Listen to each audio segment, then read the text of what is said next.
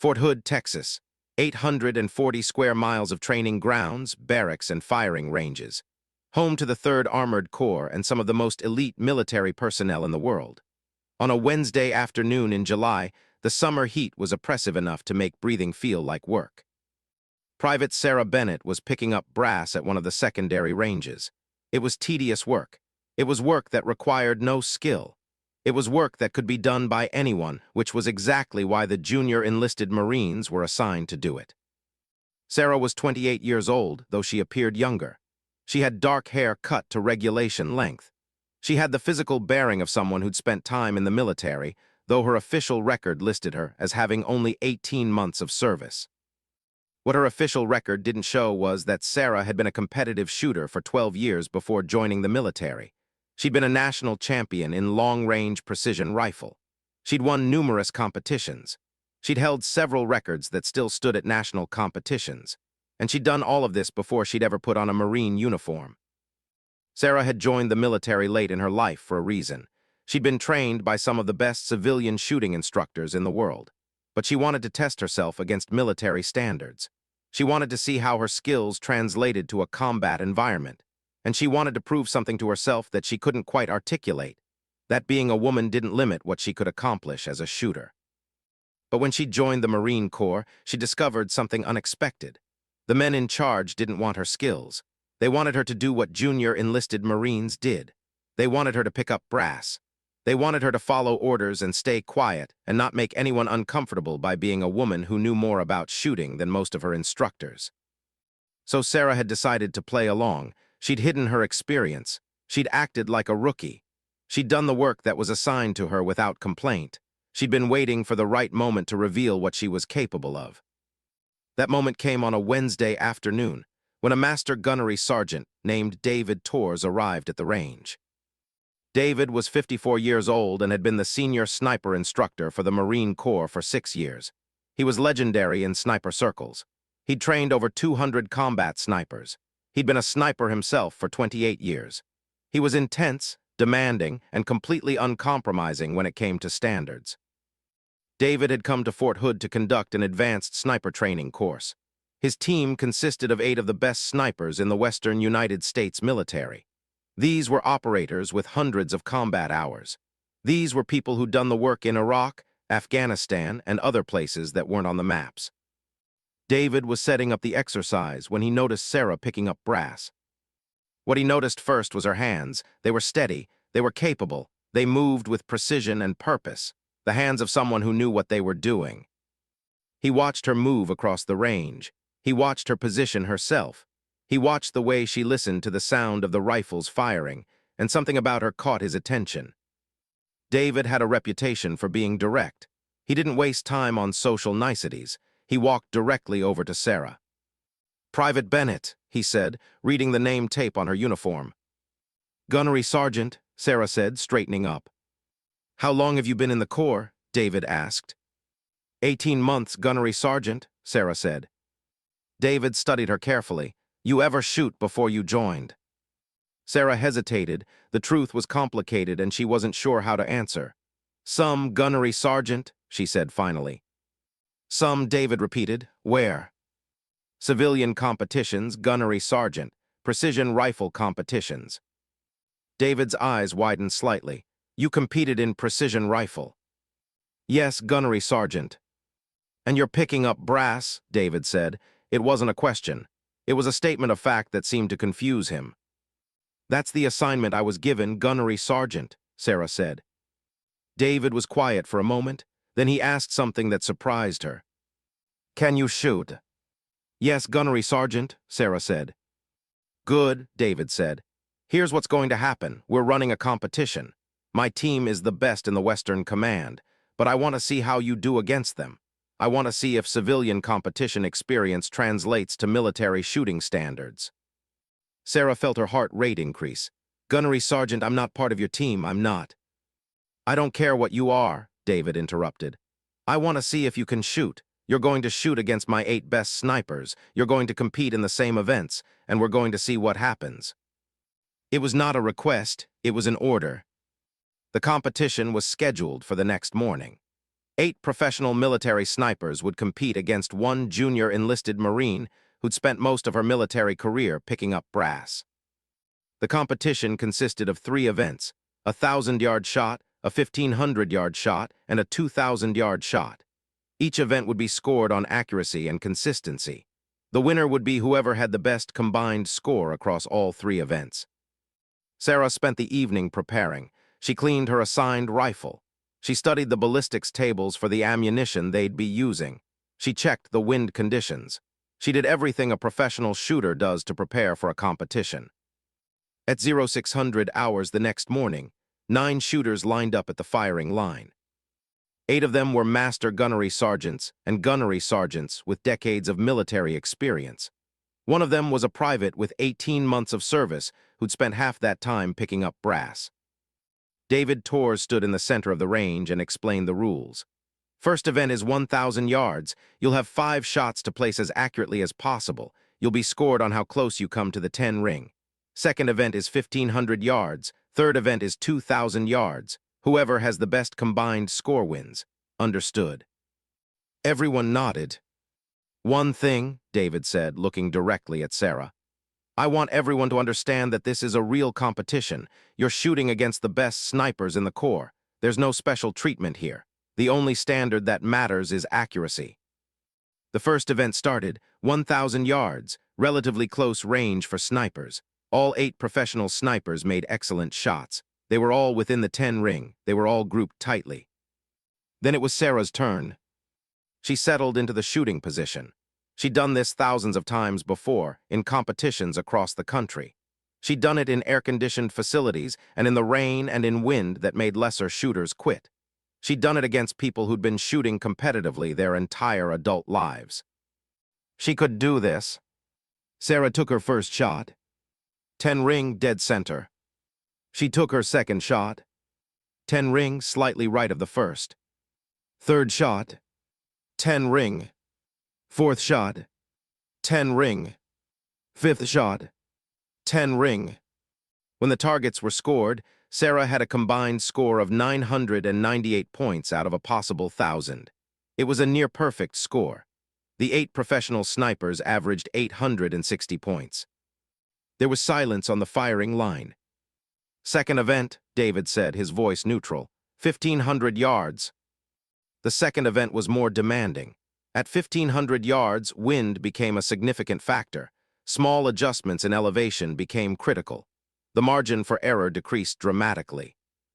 The 8 professional snipers stepped up first. Their scores ranged from 780 points to 840 points. They were good. They were very good, but they weren't perfect. Sarah took her position. She checked the wind. She made her calculations. She took her shots. When the targets were scored, Sarah had 985 points. She was in the lead, and the lead was substantial. Final event, David said, 2,000 yards. 2,000 yards is extreme range. It's the kind of shot that requires perfect conditions, perfect technique, and considerable luck. Most professional snipers would be happy with a hit at this distance. A tight group would be exceptional. The 8 professional snipers stepped up. Their scores ranged from 640 points to 720 points. They were doing their best, but 2,000 yards tested the absolute limits of their capability. Sarah took her position. 2,000 yards felt like the distance it was. The target appeared impossibly small through the scope. The wind was steady from the west. The air was clear. Sarah took her first shot. She watched through the scope as the bullet struck the paper target. It was a hit, not quite 10 ring, but high 9. Second shot, 10 ring. Third shot, 10 ring. Fourth shot, 10 ring. Fifth shot, 10 ring. The target showed 5 holes, 4 in the 10 ring, 1 in the 9 ring. When the scores were calculated, Sarah had 840 points at 2,000 yards, the highest score any of the 8 professional snipers had achieved at 1,500 yards. The competition was over. When all the scores were added together, Sarah had a combined total of 2,823 points.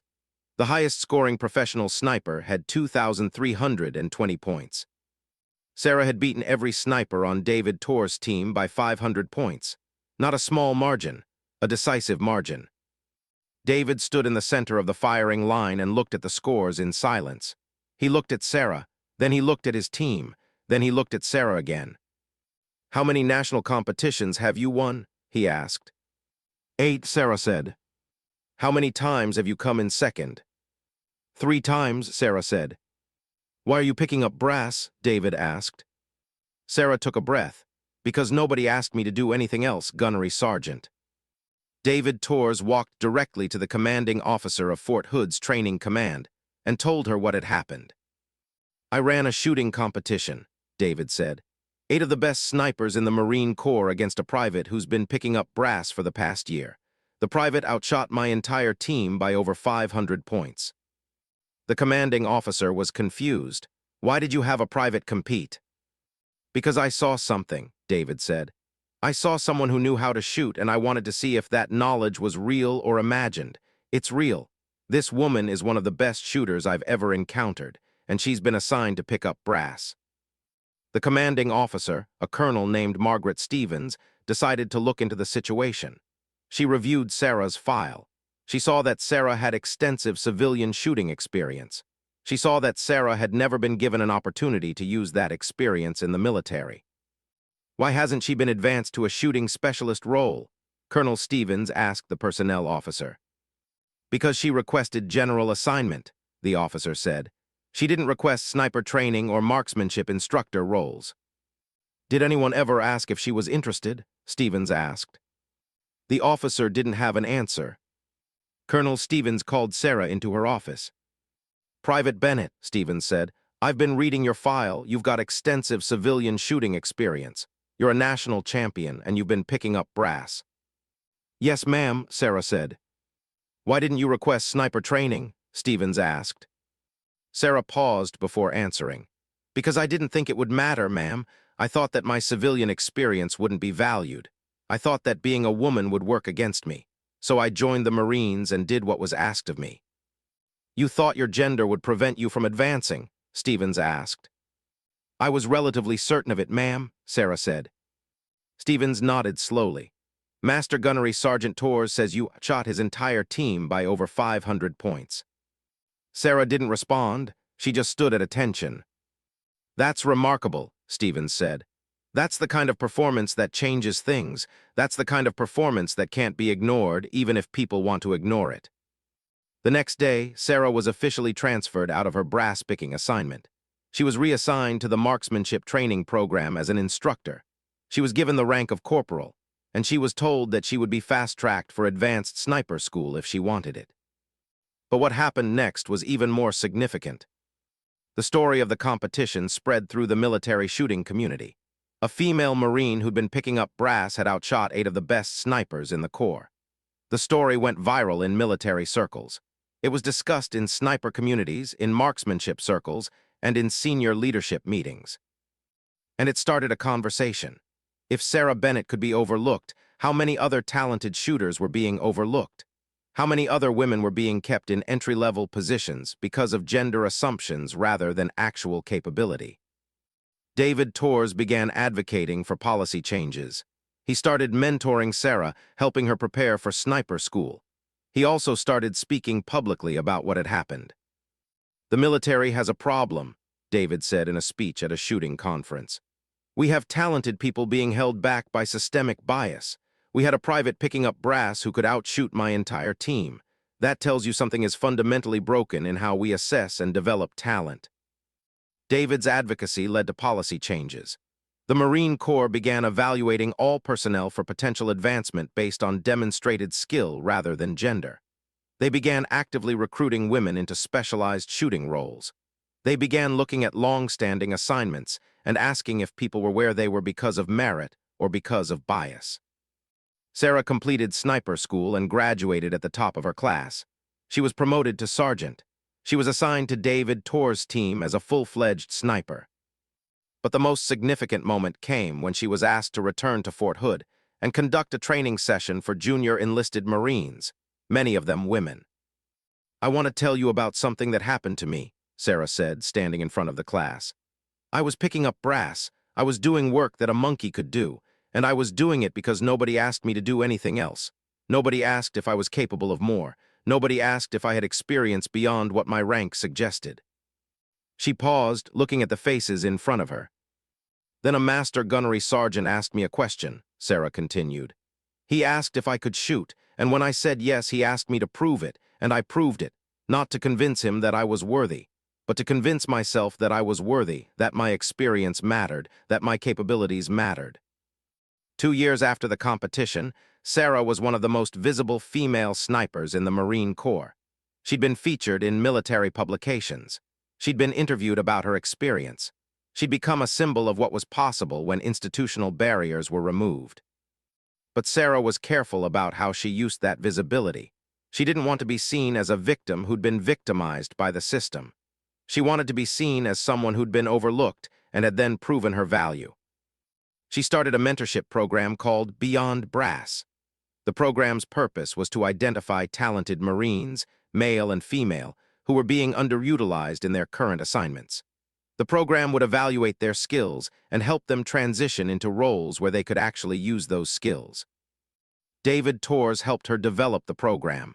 Together, they created a system that was objective and fair.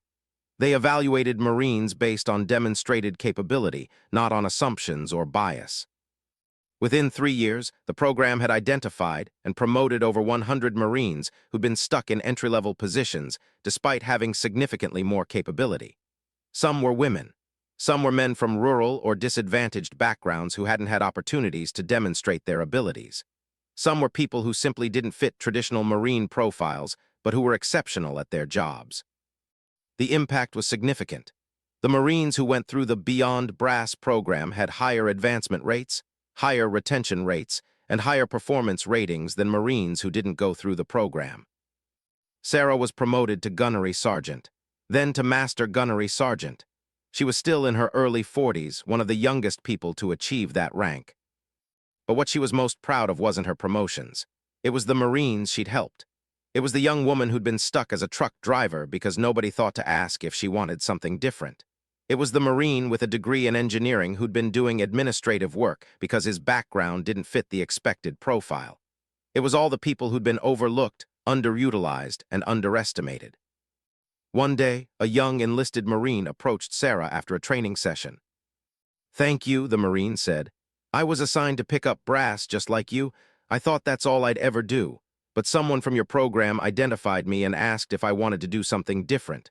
I'm in school now, training to be a sniper, and it's because you showed me it was possible."